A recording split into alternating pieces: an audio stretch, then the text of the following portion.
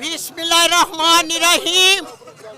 तमाम जो मीडिया जिन्होंने मेरा सर्वे किया, तमाम वो टीवी चैनल जिन्होंने मेरा सर्वे किया, मैं 90% जीत रही थी और काफ़ी भारी तादाद से लीड ले रही थी। मेरे रिजल्ट को किसी ने नहीं माना।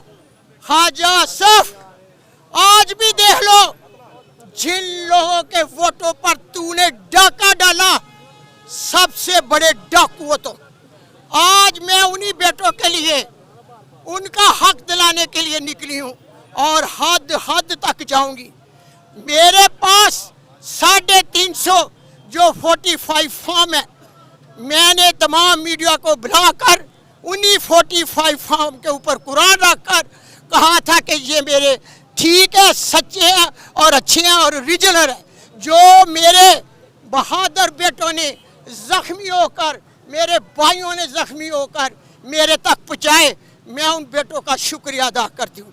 मैं पूछती हूँ कि जब मैं सुप्रीम कोर्ट गई तो किधर था तुम्हारा आरोह?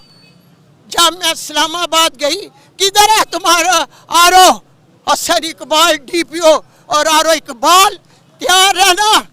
मैं उस रावलपिंडी के इलेक्शन कमीशन को आपके तरफ से सलूट पेश करती हूँ। आप घबराए नहीं। मेरे अल्लाह ताला ने कहा कि इंसानों से गलतियाँ होती हैं, अगर वो तस्लीम कर ले तो मैं माफ़ कर देता हूँ।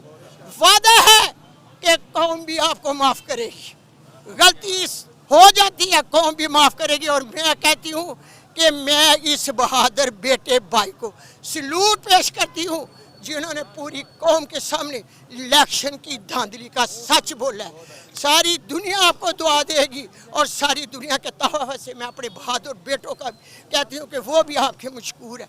साफ और शफाफ इलेक्शन का रिजल्ट हमें चाहिए।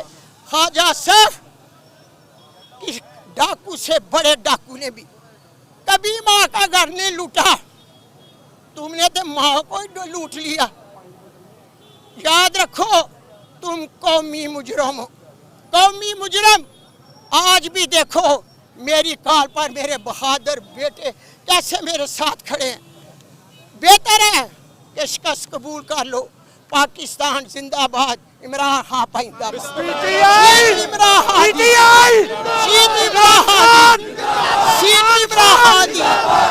इमरान खान दी। सब देख लो, हर तरफ से पीटीआई हो रहा है। इंशाअल्लाह ताला फतह पीटीआई की होगी। मेरा